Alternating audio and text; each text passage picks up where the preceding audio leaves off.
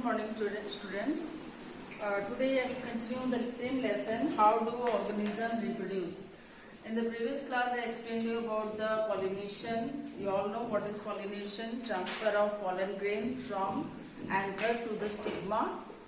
And there are two types of pollination, self-pollination and cross-pollination.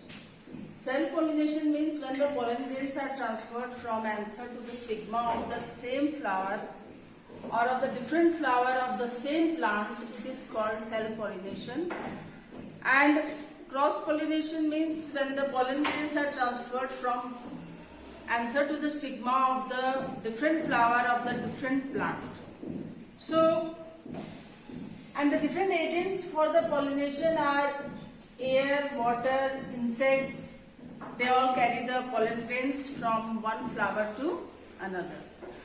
Today I will tell you about how the pollen grains fertilize or the male gamete fertilize with the female gamete during the process of after pollination. The process of fertilization takes place. And you all know the fertilization means in the plant how the fertilization takes place. So when male gamete present in the pollen grain joined with the female gamete or egg present in the ovule, then only the process of fertilization takes place, and as a result of the fusion of the male gamete and the female gamete, the zygote is formed. So what happens? The pollen grains which are transferred from stigma, they burst and they fall on the stigma of the another flower of the same flower.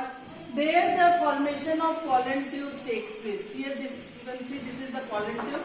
Actually this is the structure of the ovary, ovule, and how the pollination is taking place and how the formation of the pollen tube takes place.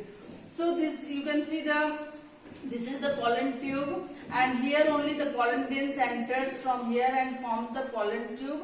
And when through the tube these male gamete they enter the ovary and the ovule, that is the inside the nucleus, and there the fertilization of the male gamete and the female gamete takes place. And as a result of the fertilization, what happens?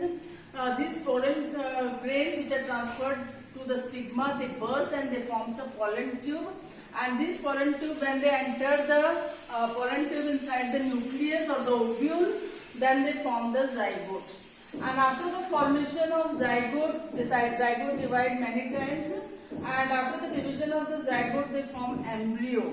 And this embryo is mostly present in the ovule, and it is a tough coat forms inside the ovule, and they are converted into the seed.